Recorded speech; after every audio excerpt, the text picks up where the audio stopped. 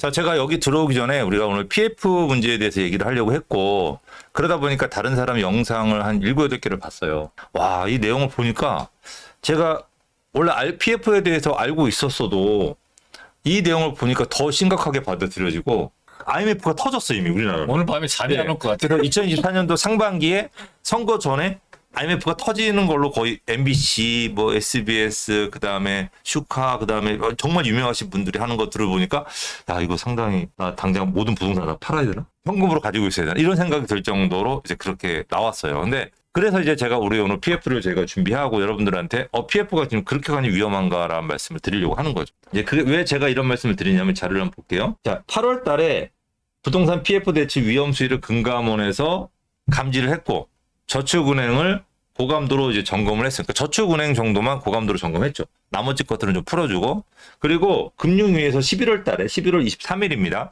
37조 규모 시장 안정화 조치를 내년 말까지 연장을 하겠다. 그러니까 나라 책임지겠다. 뭐 이런 얘기를 했고 자 저금리 유동성 과잉 공급 시기에 누적된 금융 리스크가 충분히 해소되기까지 어느 정도 시간이 걸리는 것이 불가피하다. 1년 정도는 놔둬야지 이걸 해소할 수 있다. 라고 해서 좀 길게 좀 봤어요. 정부에서. 그리고 향후에도 시장 안정 조치가 확고히 자리 잡을 때까지 상당 기간 모니터링하고 집중적인 시장 안정 대응 체제를 유지할 거다라고 했죠. 그러니까 이 PF 시장을 길게 끌고 갈 거라고 하다 보니까 소문이 찌라시가 이게 선거 전, 선거 후 4월 달까지는 PF 위기는 없다라고 결론이 났어요. 그러니까 사람들이 되게 널널하게 생각을 했죠. 정부가 억지로라도 막겠구나 이렇게 네, 생각했죠. 37조. 네. 근데 갑자기 문제가 터졌어.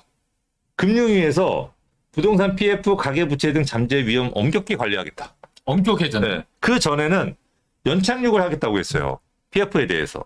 이 금융권이 자체적으로 사업성이 부족한 평가를 받는 업체는 정리를 하고 있는 과정이었어요. 벌써. 그러니까 올해 생각보다 많이 정리했어요. 그래서 처음에 올해 6월 달에 지난해 70개를 올해 6월 달에 100개로 늘렸고, 이게 언제냐, 9월 달에 120개. 지금은 아마 150개 정도가 정리 업장에 들어갔을 거예요. 그러니까 나름대로 이 금융권에서도 좀 계속 정리를 하고 있는 거예요. 그러니까 그 PF를 나라에서 무조건 다 막는 게 아니고 대마불사 들어보셨나요?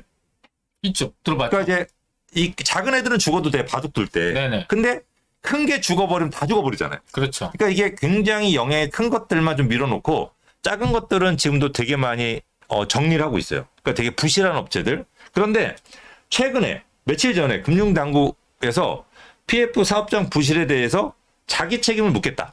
그리고 시장 원칙에 따라서 정리하겠다. PF를 끝까지 책임질 가능성이 없는 업체는 정리하겠다. 어떻게 할지를 대안을 내라.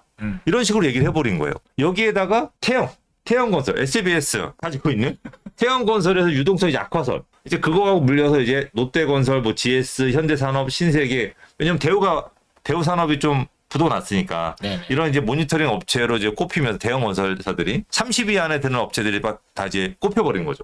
그러면서 이 PF 이거 좀 큰일 났다, 난리 났다. 이게 여기서 이제 더 큰 문제가 실제로 문제가 없는 업장들까지도 그 피해를 고스란히 보고 있고, 이거 자구적으로 해결할 수 있는데 그럼 회사채를 좀 발행해서 해결해야지라고 생각했는데 회사채까지 거래가 안 돼요. 그러니까 호사가들이 이 말을 막 부풀리거나 이걸 이슈화 시키다 보니까 처음에 건실하게 좀 조용히 해결될 수 있는 문제들이 오히려 확대되면서 예를 들면은 회사채 발행하려는데 그 소문난 건설사 아니야? 그러면 은행에서 회사채 발행한 거 시장에서 안 사줄 거 아니에요. 그렇죠? 대출도 연장할 수 있는데 이 사람도 영업이익도 나고 뭐 괜찮게 유지가 되고 있고 지금 어렵지만은 이렇게 막아서 1, 2년 되면 살아날 수 있는 회사다라고 판단되는 회사들도 이 이미지 자체가 나빠지니까 은행에서 대출 연장도 해줄 것도 안 해주는 상황이 만들어서 건실하게 잘 갈 수 있는 회사들이 오히려 넘어지는 이 부작용들이 나올 수 있다는 거죠.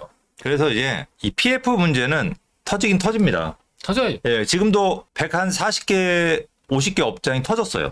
매년 한 350개씩 폐업을 합니다. 네, 폐업이 아니고 이제 업장. 네. 이제 부지가 정리되는 거. 폐업과 상관없이 부지가 정리되는 거니까 이제 부지가 이제 정리가 돼가지고 PF 문제가 터져서 이 부실 PF 같은 경우는 계속 터지고 지금 있는 상황인 거고 그게 이제 자체적으로 여러분들이 피부로 못 느끼잖아요. 이제 관련된 업체들이 피부로 느끼는 거지. 이제 이런 문제가 터졌는데 여기서 이제 태영같이 이제 큰 업체가 이제 이런 문제가 생길 수도 있다라는 게 이제 부각되다 보니까 이제 태영이 터지게 되면 이제 줄줄이 터질 거 아니에요. 이제 그런 문제가 이제 가장 크게 문제로 이제 되고 있는 겁니다. 그래서 여기서 우리가 조금 봐야 될 게 뭐냐면 이 PF가 모든 금융권의 전체적인 문제라고 확대 해석된 게 이제 가장 큰 문제잖아요. 그렇죠. 이제 은행권마다 조금 다르잖아요. 그죠? 그래서 PF 연체율에 대해서 조금 설명해 주시겠어요? 일단 은행이 가장 많아요. 이게 시중은행. 그다음에 보험회사가 두 번째로 많아요. 이 두 기관, 그러니까 은행과 보험이 차지하고 있는 PF 대출이 거의 80%, 80% 정도가 되고, 자, 여기서 우리가 보셔야 될 게 이렇게 가장 많은 대출, PF 대출을 해준 기관의 연체율이 어떤가를 보게 되면 아래쪽에 그래프를 보게 되면 자, 은행과 보험의 연체율이 0%대 많아야 1%라는 거죠. 그러니까 굉장히 이 가장 많은 대출을 해준 기관들의 연체율은 가장 낮고요. 그 중에서 PF 대출을 좀 상대적으로 가장 적게 해준 증권에 대한 그 연체율이 가장 높은 거예요. 다른 것들은 한 4, 5% 정도에서 관리가 되고 있는 상황인데 이 증권 쪽에서만 가장 문제인데 이 증권이 보게 되면은 PF 양은 가장 적은 거죠. 그럼 만약에 이 증권 쪽에서 이 PF의 이 부실이 터진다 하면 어떻게 되냐면 이 증권 회사를 갖고 있는 지주회사나 또 대주주들이 어디냐면은 대부분 다 이 은행들이에요.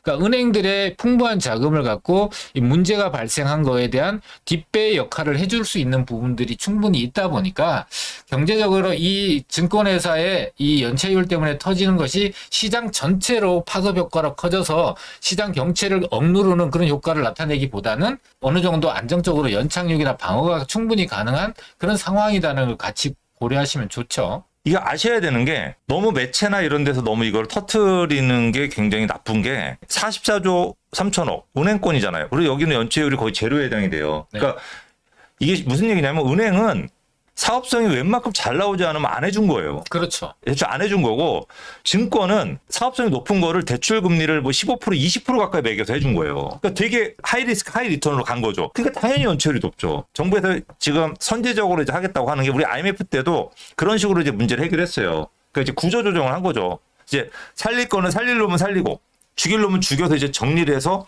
나누면 되는데 그래서 죽일 놈들을 빨리 죽이면 돼. 왜냐면 너무 사업성이 나쁜 거를 마구잡이로 해줬기 때문에 증권에서는 버릴 건 빨리 버려야 돼요. 그런데 문제가 뭐냐면 이런 식으로 매체가 이게 네고랜드처럼 그런 분위기로 가버리게 되면은 또 은행까지 문제가 터져요. 왜냐면 금리가 올라가 버리니까 회사채 이런 채권이 올라가 버리니까 은행채 가격이 그리고 보험회사가 문제가 터져버리는 거예요. 그러니까 아무 문제 없는데 보험회사 1%인데 연체율이 그러면 1%면은 웬만큼 지방을 좀 해준 게 문제지 서울은 웬만큼 사업성 안 나오는 걸 안 해줬다는 얘기거든요. 근데 그럼에도 불구하고 이게 문제가 터질 수가 있는 거예요. 그러니까 여기서 우리가 좀 뭐라 그럴까요? 조금 더 PF 문제 같은 경우는 이게 나라에서 결국은 해결할 거예요. 그래서 해줄 놈은 해주고 죽일 놈은 죽이고 살릴 놈은 살려가지고 그 구분을 해서 나눠서 하고 또 은행 자구책으로도 증권 자기네가 가지고 있는 증권사 살릴 놈은 살리고 죽일 놈은 죽이는 이걸 빨리 해야 돼요. 하기는. 그리고 지금도 하고 있어요. 그거를. 그러니까 1년 전부터 하고 있었고 그걸 지금도 계속 앞으로 하는데 지금 나라에서 나서는 거는 좀 대형 건설 회사.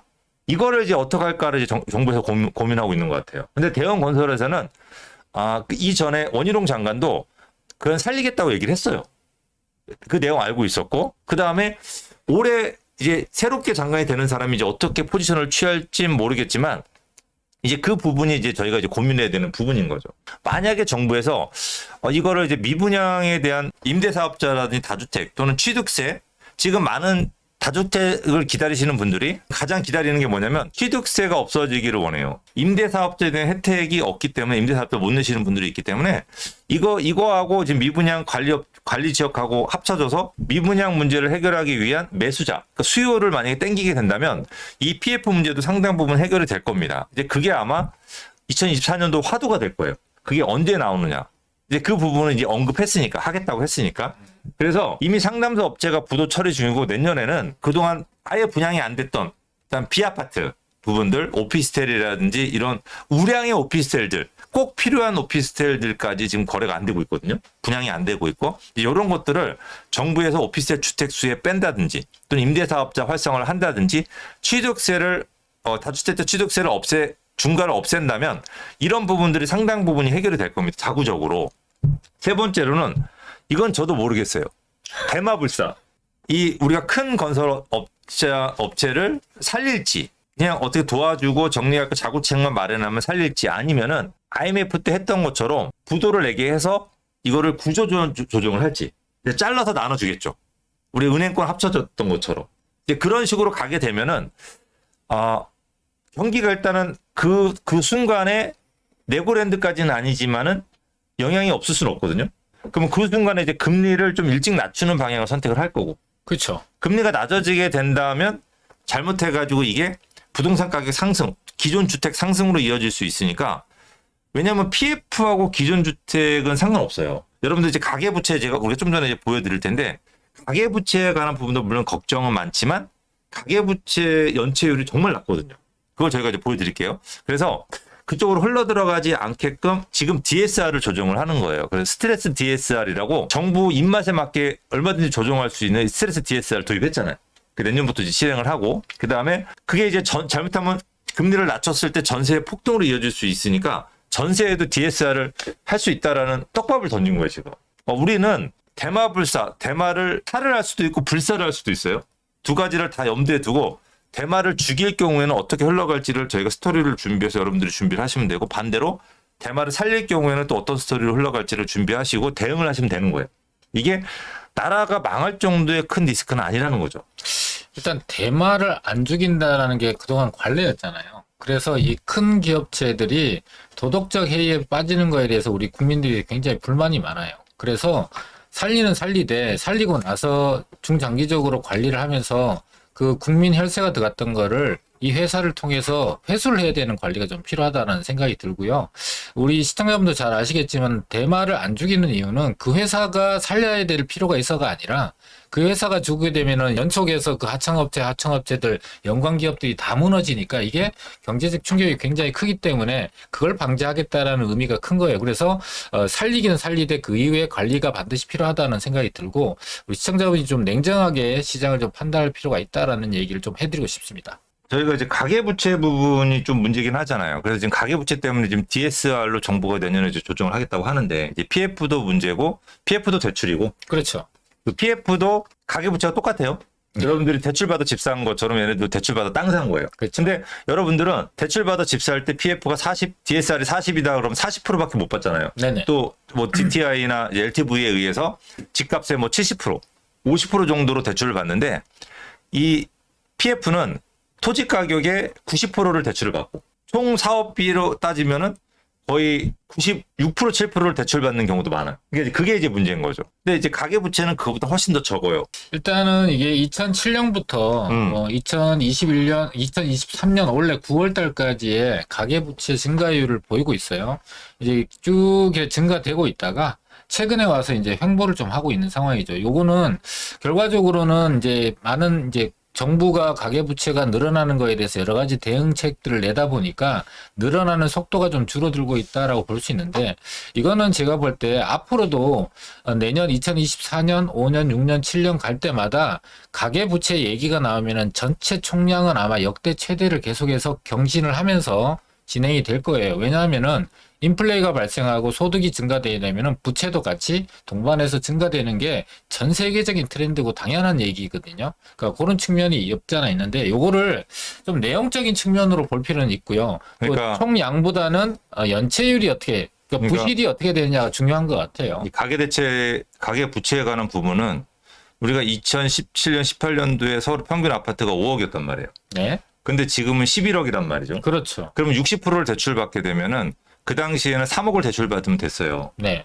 그죠? 근데 지금은 11억일 때 60% 받게 되면 6억 6천을 받아야 되니까 2.2배가 뛴 거죠. 그렇죠. 그럼 이제 그때의 부채보다 지금 그 액수만큼 뛴 거잖아요. 그렇죠. 딱 2배 뛰고. 네, 딱 그 2배만큼 네. 뛴 거죠. 그러니까 비율은 똑같은데 부채 액수만 커진 거죠. 그렇습니다. 물론 이제 예전에 적을 때는 이자가 좀 올라가도 부채 양이 적으니까 좀 부담이 덜 됐는데 이제 대출 액수가 6억으로 커지니까 이자가 조금만 늘어나도 그거에 되게 많이 휘청을 한 거죠. 그렇죠. 근데 이게 경제인 거예요. 맞아요. 이게 부동산 시장인 거고. 저희는 그러면 그거를 이게 위기다, 큰일 났다라기보다는 그걸 가지고 저희가 요리를 해야 되는 거예요. 근데 그게 이거 나쁜 거 아니라고 할 수 있는데 자본주의 사회에서 그거 생각 안 하고 어떻게 주식 투자만 하면 안 되지. 금리가 올라갈 때는 가격이 확 떨어졌다가 대출액이 크니까 금리가 낮아지면 다시 또 뛰는 거예요. 그러니까 이제 그거를 여러분들 잘 생각해서 그게 경제다, 부동산이라고 하는 걸 좀 잘 기억을 하시면 좋을 것 같아요. 그래서 옛날에 우리가 배고픈 시절에는 배불리 먹고 양이 중요했잖아요. 근데 이제 소득이 높아지고 경제가 좀 살아나면 뭐가 중요하죠? 질이 중요하다. 그래서 이 가계부채도 질적인 부분을 좀 보셔야 돼요. 지금 물론 이제 최근에 이 연체율을 나타내고 있는 건데요. 연체율이 계속해서 쭉 낮아져 왔다가요. 이게 2022년 중반기 정도의 저점을 찍고 다시 상승하고 있는데 최근에 뉴스는 이 상승하고 있는 부분에 대해서 포커스를 맞춰서 계속 얘기를 하고 있고 악화되고 있다는 얘기를 하는데 상승을 해서 0.39인 거예요. 0.39. 1%가 안 되는 수준이라는 거잖아요. 지금 아까 PF 같은 경우도 가장 안정적인 게 0%에서 1%였잖아요. 근데 여기는 가계대출 전체가 다 0.39%밖에 안 되는 거죠. 2019년도가 0.44였네요. 그렇죠. 2019년도보다 낮은 거잖아요. 네, 맞습니다. 그래서 이것도 또 전체 가구의 그 가계대출을 이제 연체율로 통계를 내다 보니까 세부 항목에 대해서 좀 볼 필요가 있어요. 위에는 기업대출이고 아래쪽이 가계대출인데요. 가계대출 같은 경우가 주택담보대출이 일단은 대출 금액 중에서 가장 커요. 예를 들면 생활자금 대출 받는 거야 몇백만 원에서 몇천만 원 받지만 가계 주택담보대출은 몇천이 아니고 억 단위로 대출을 받잖아요. 보통 우리가 양으로 따지면 가장 클 수밖에 없는 대출인데 이 전체 가계대출 중에서 연체율이 2023년 9월 말 현재 기준으로 0.24예요. 아까 평균이 0.39였잖아요. 그렇죠? 0.39보다도 훨씬 나는 0.24 정도의 주택 담보대출에 대한 연체가 이루어지고 있는 거니까 굉장히 관리가 잘 되고 있고 또 대출을 받은 분들이 이 주택담보대출 같은 경우는 주택 부동산이라는 걸 담보력이 확실하게 있는 상황이고 이 담보력이 제로가 되는 경우는 없잖아요. 그러다 보니까 은행권들도 또 대출을 실행하는 사람들도 이 연체가 계속해서 발생하는 거에 대한 리스크가 굉장히 낮을 수밖에 없다. 연체율 자체가 낮은 상황이다라고 보시고 또 한 가지는 가계부채에 대해서 이 속도가 굉장히 빠르다라는 얘기를 하고 있는데 물론 그게 문제이긴 한 것 같습니다. 그래서 속도 조절은 좀 할 필요가 있어서 내년에 스트레스 DSR을 적용을 해서 전체 대출 총량을 좀 줄이는 그런 것을 이제 정부의 입맛에 맞게 1%에서 3% 정도의 스트레스 DSR을 적용하게 되면은 총량이 늘어나는 속도를 확실하게 줄일 수 있는 부분들은 현재 정부가 대책으로 마련하고 있다라는 것이고요. 마지막으로 요게 최근에 이제 발표된 통계 자료인데 굉장히 정확한 것 같아요. 자산이 현재 우리나라 가구별로 5억 2천만 원 정도가 있는데 부채가 평균적으로 9천만 원 정도 있는 거예요. 자, 여기서 금융자산이 1억 2천 정도가 있단 말이에요. 그러면은 금융자산이라는 거는 바로 현금화 시킬 수 있는 자산인데 가계부채 전체의 평균이 한 가구당 9천만 원의 부채가 있다면 금융자산, 은행에 돈 넣어놓고 있는 예적금으로 이 부채를 충분히 상환할 수 있는 여력이 현재 있다라는 걸 말씀드리고 있는 거예요. 그러니까 지금 현재 가계부채의 총량이 늘어나는 속도가 빠르다는 거에 대한 문제 제기 충분히 받아들일 수 있고 저도 인정을 하는데 그 부분에 대해서 세부적으로 보면은 특히나 주택담보대출에 대해서는 연체율이 최저 수준을 이루고 있고 예전보다 조금 올랐지만 그래도 아주 낮은 수준의 관리가 잘 되고 있다라는 부분 그리고 가구별로 봤을 때 금융자산이 부채를 갚고도 남을 정도의 평균치를 갖고 있다라는 걸 감안한다면 우리가 뉴스에 나오는 것처럼 우려하는 것처럼 그렇게 불안하고 두려워해야 될 정도의 이 가계부채의 질적인 부분이 악화되어 있지는 않다라는 걸 우리 시청자분들이 같이 고려하면 정확한 판단을 하는데 도움이 되지 않을까 싶습니다. 자, 여기서 제가 또 재밌는 거는 국가부채가 일본이나 이탈리아나 미국보다 생각해서 우리나라 절반 수준에 와 있어요. 네네. 그러니까 굉장히 이 국가부채가 낮은 거예요. 다른 나라에 비해서. 이게 48%고요. 우리나라는 미국이 120% 정도 되고 이탈리아가 140%고 일본이 240% 정도의 비율이 너무나 큰 차이가 납니다. 그러니까 우리나라는 국가부채가 너무 낮아요. 그러니까 좀 끌어올려야 돼. 국가가 빚을 안 지고 국가가 빚을 져가지고 좀 도와줘야 돼요. 국민들 좀. 그죠? 근데 이게 국민들도 보니까 금융자산이 1억 2천이 있는데 대출이 9천이 있네요. 네. 그럼 좀 3천 부채 전체 부채가. 그러면 좀 더 대출 받아도 여유가 있네요. 근데 왜 이렇게 힘들다 죽겠다라는 얘기를 하는 거 보니까 힘든 분들은 힘들고 여유 있는 분들은 정말 여유가 있는 것 같아요. 양극화가 이 양극화가 너무 심한 것 같아요. 이 국가 부채가 낮으니까 힘든 분들을 좀 챙겨주시고 그 다음에 힘든 분들 중에서도 좀 그 자산이 조금 수입이 좀 있으신 분들은 여기서 벗어나는 법을 좀 부동산을 통해서 연구할 필요는 분명히 있어요. 그러니까 여러분들이 이 부동산 쪽을 통해서 조금 자산을 좀 증식하는 부분을 좀 해야 되지 않을까. 안정적으로. 이제 저희는 이제 그쪽으로 성공했으니까. 제가 한경에서 한국경제 TV에서 7년 정도를 제가 패널로 했어요. 그러니까 한국경제 부동산 방송을 만든 사람이니까 저희가 시작을 할 때 저희가 그 한국경제 PD하고 같이 했어요. 그 양반이 주식 전문가, 주식 방송 PD였단 말이에요. 근데 이제 95%가 다 주식 전문가들이었죠. 경제방송 대부분 네. 80%는 주식 근데 방송이죠. 부동산 쪽에 배정된 PD가 몇 명 안 되잖아요. 두세 명 되고 나머지 뭐 한 50명은 전부 다 주식 방송에 투자가 된 거예요. 근데 그 50분의 주식 방송 PD들이 되게 다 거지예요. 진털털이. 전문가들 얘기 듣고서 투자를 하니까 굉장히 큰 이 주식 전문가들은 사고팔고를 엄청 많이 하잖아요. 네. 이 사고팔고 하다 다 망하더라고요. 얘기 듣고 정보 듣고 하고. 소스 듣고. 네, 그래서 굉장히 힘든 얘기를 많이 했는데 우리 부동산을 하신 분들은 다 돈을 벌었어요. 저희 전문가들한테 물어보시거든요. 네, 물어보시고 하라 그러면 저희는 이게 단기에 할 수 없어요. 맞아요. 그리고 부동산 한 번 사면 못 팔거든요. 한 3, 4년 동안 최소. 그러다 보니까 돈을 많이 벌었어요. 그러니까 놓다 보니까. 그래서 주식은 사고팔고 하다 보니까 망하더라고요. 그러니까 좀 저는 이 젊은 분들이 물론 한 방에 이렇게 하고 싶어서 코인이나 주식을 하시는 분들도 계시겠지만 이 부동산 쪽을 조금 더 장기적으로 좀 해야 되지 않을까. 자, 어쨌든 그 부분들 때문에 저는 그 좀 약간 부동산 쪽으로 여러분들이 조금 치중해서 하는 게 괜찮지 않을까 생각하는데 저희 유료 세미나를 금요일 토요일 합니다. 그래서 여러분들한테 2024년도에 부동산 정책이 어느 정도 결정이 됐어요. 그래서 그 영향을 받아서 여러분들이 좀 선점해야 될 부동산 그리고 팔지 말아야 될 부동산 또는 여러분들이 준비했다가 호재가 나왔을 때 사야 되는 지역과 사야 되는 부동산에 대해서 여러분들한테 좀 강의를 저희가 준비를 했고 또 하나 저희가 준비한 거는 여러분들한테 초급매를 준비를 좀 했습니다. 굉장히 좋은 물건인데 가격대가 안 떨어지는 동네예요. 그래서 굉장히 좋고 서울에서 집값이 떨어지는데 유일하게 오른 동네예요. 근데 거기에 금매가 안 나오는데 그중에서 저희가 일부 몇 개를 협의를 해서 조금 저렴하게 이제 왔습니다. 저희가 물건을 준비했기 때문에 이제 그것도 관심 있으신 분들 오셔가지고 얘기를 들어보시면 좋을 것 같습니다.